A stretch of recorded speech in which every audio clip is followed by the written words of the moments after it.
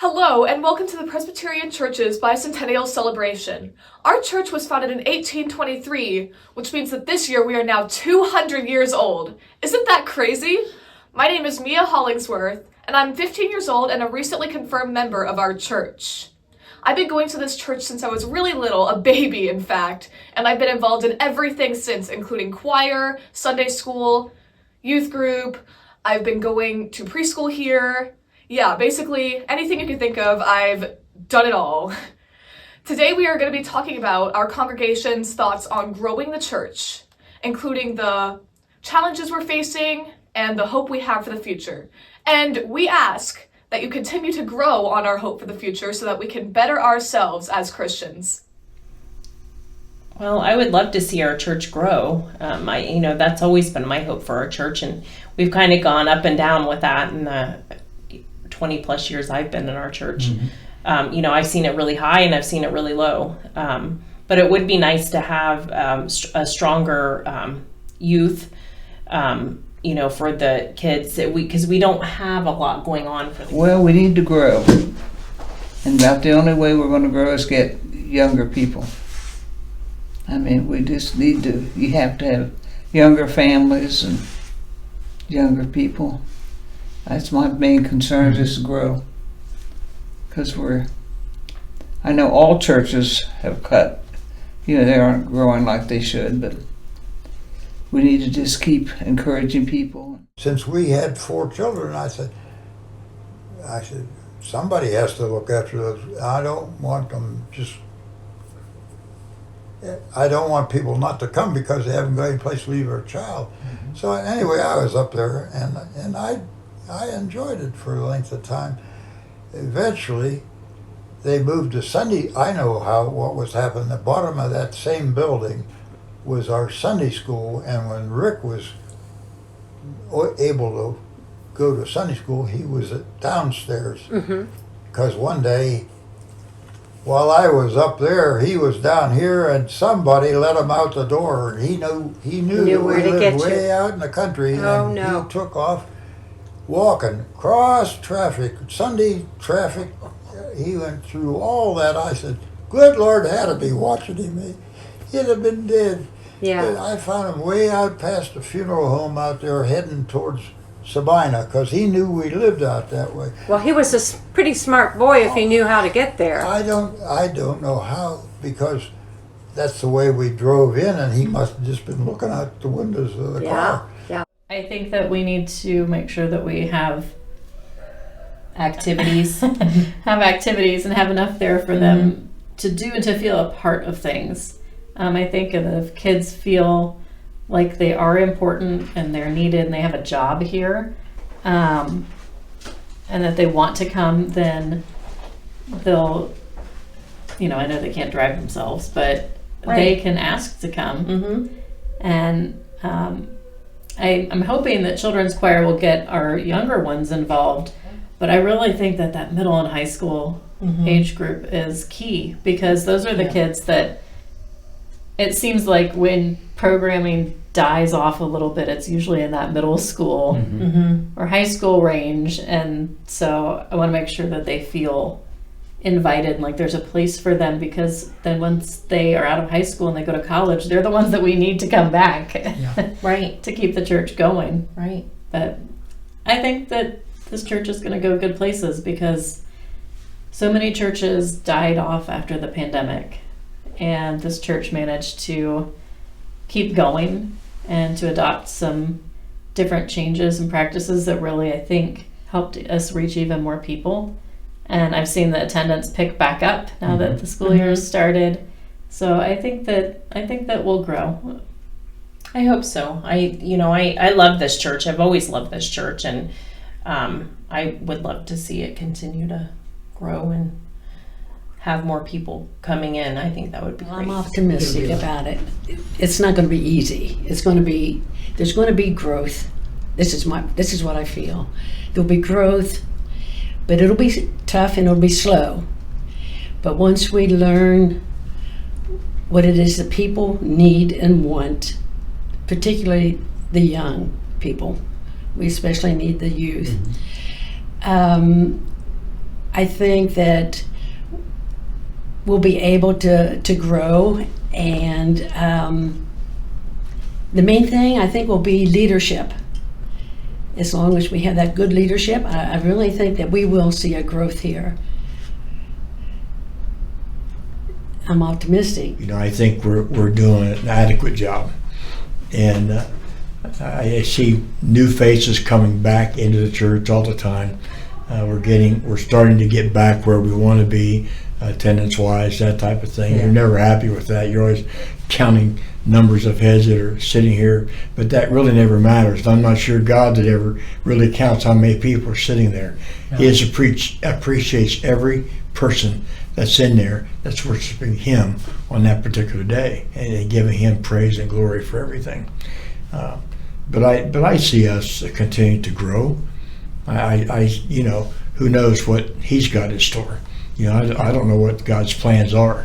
I just hope that we're able to fulfill whatever plan He puts out for this church. I'm hoping that we can grow in an area that I think we're lacking right now, and that's something that will pull families with school-age children into the church. I feel like we do a good job at the preschool level with our preschool program and welcoming the preschoolers into the church and their families. We do a really good job at welcoming someone who is looking for a traditional church and is a more mature person. But I feel like right now our church does not offer what it could to attract a family with children that are of school age. And I think that's what we need in order to grow, is we need that age family to step in and start taking a more active part in the church and help guide which direction the church should be heading. I have always enjoyed is the choir. Yeah. And I know they have problems trying to keep enough people. I don't care if there's only 4 or 5 of you sound good. It's still pretty You good, know, isn't it? sound really good. And I've always enjoyed the music. Well, thanks to the Burgesses, we're continuing on. You know, when they showed up, Yeah. that made a big difference for us. Yeah. Yeah. Well, in terms of being online, to be able to have people stay home and watch us, and to make the transition from Sandy this year to Jen, and it's just good. Talent we have here is unreal for a small town. Yes. You know. Yes, I think so. It In our is. church, I think. Right. And I'm glad they're letting the younger ones, like Mia, she sang in church, Oh, and she isn't it? did a lovely Yeah. job. I'd like to double our attendance. Yeah. I think one of the things that, and I know that isn't just our church that's going through this, is our congregation is getting to the age where we don't have very many younger people to take over things. Yeah. And I think it's going to be a problem, you know. Look how many older ones we've lost within the last 4 months or so. Yeah. Yeah. And 2 or 3 others that are questionable. Yeah.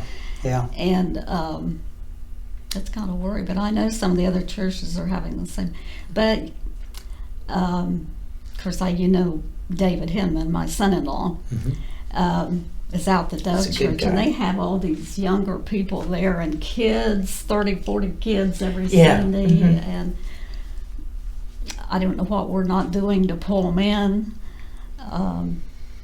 But their congregation is lots younger than ours. Yeah. And They've modernized more than us. We're more traditional, and they have the screens and the band, and I think that appeals to the newer generation. I like traditionalism, but if that's what it's going to take to bring new people in here, I'm not opposed to it. We can put a couple of screens in here and let Bruce play his guitar, or whomever. Yeah. Get Eric back into instruments, but I'm a traditionalist, and I'm not crazy about it, but I'm willing to go to that length to get them in here. Yeah. Because everyone's so lovely here, they should be here. And I'm sure David has a wonderful congregation as well, but we need to do something to reach out. Yeah. We really do. Yeah. And I know the Methodist Church has an early service, which is their contemporary service. I don't know if they're having it right now because of our pandemic issues, but they were having like an 8:30 contemporary and then a 10 o'clock traditional. So maybe our new minister or pastor, when we get one, which is a big building block for us, we need a pastor. Yeah. And if we get that going, then maybe we could get something like that going as well. Or a Wednesday night get together for kids where we play the music and the newer stuff and newer hymns and teach them things about modernizing the church and theology. Mix it somehow. You know about all that stuff. But you know what I'm talking about. We really need to get busy getting a minister, pastor, full-timer in here. I know we can't really afford full-time yet, but I think we will. We just have to keep pounding at it.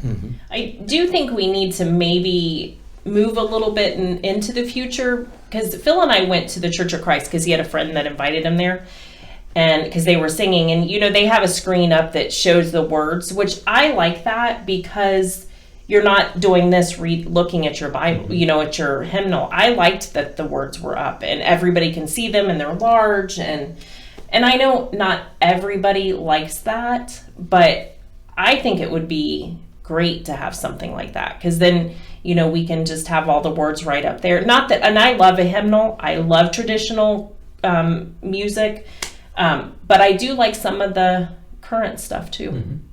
And I don't see why we couldn't mix it up a little bit. One thing I never thought of until you said that was about the fact, because leading the hymns, you get a different perspective. Yes. And once you get past the first verse of any familiar hymn, then everybody is in their own little island in the book, and it suddenly feels so much more like They don't know verse 2, closed 3, 4. off. Right. So, Usually but you if know verse 1 and not, Yeah. if we're singing a song that we really know. Yeah, so if everybody's eyes were up, then it would feel more like a communal experience instead of just everybody isolated trying to follow the words. Yeah, I agree. I do. And I know, well, I don't know who picks the songs, but sometimes there's some really difficult ones in there, and you're just like, I know that I get there, I'm just like, oh, and you know, and that's hard. But I know that we need to expand some. You know, we have the ones that we've sang forever that we love. It's good to expand, but I don't know. Sometimes some of them are really hard. I totally agree. There are some mornings that It's we like, are I don't sight want to reading sing and that I'm one like, again. I'm not familiar. Concerned, and I think we need to begin to think, the whole church, I think, has to begin to think, where is the church going in the next 5, 10, 20 years in our society? And I think the church that's going to come out on the other end isn't anything like what we know it to be now. And in fact, when I left my last pastorate, I've had 3 pastorates, never served 2 churches in a row, always did some other kind of chaplaincy or something in between. When I left the last one, I think my attitude then was, I know what I'm doing in this way of being church, but am I able to change and do something entirely different? Probably not. I'm going to leave that to the younger people coming along, and I'll go teach finance for ministers, which I ended up doing. But I am concerned that we have to be open to the Spirit. We have to be open to where God is leading us to be the people. I mean, there is a term that's used in the scriptures, a remnant. You know, there was always the remnant. That's the small group that maintained faith that eventually grew again. But I think we're becoming a remnant, you know, in the society. Yeah. And I don't know where it's going to go, but we just have to trust God to lead us somewhere. But I am concerned. Jeremiah, the prophet, last week and this week, readings in the lectionary. Last week was where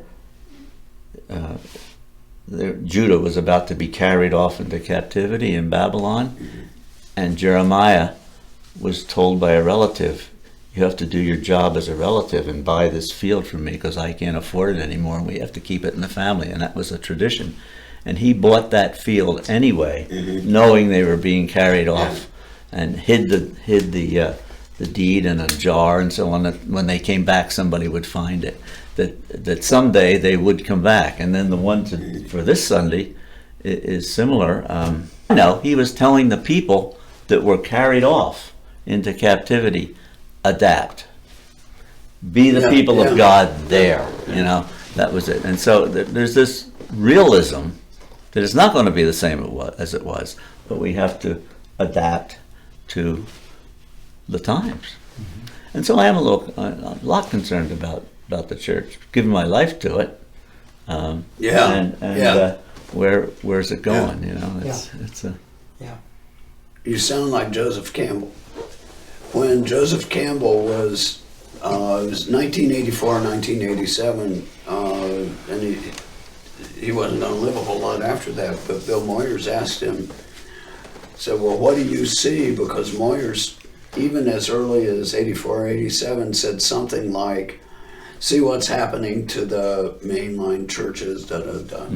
And Campbell does this, says, I don't know, and he was almost enthusiastic about what's going to happen then. I think your concept of a remnant, if we go back to 1978, it was a remnant that in 1978 built what, I don't mean just this building, but built a church or rebuilt a church.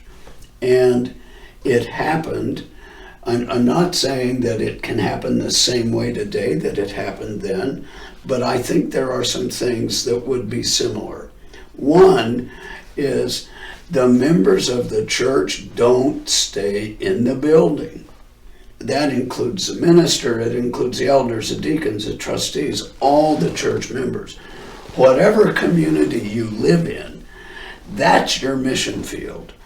And we have mission fields all over. We feed the hungry and all that stuff. But we also have a local mission which has to do with maintaining the present church.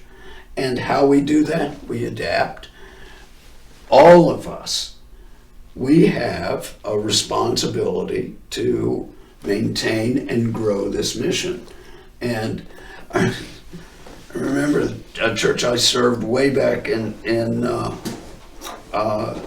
Greenville, Ohio. I was an interim minister for a short period, and one of the competitive churches got a helicopter, and a clown was going to jump out of a helicopter and give candy to kids at one of these burgeoning mega churches. And the members of the leadership of the church said, no, we're not going to do that. We may need to do some things differently, but we're not going to do that.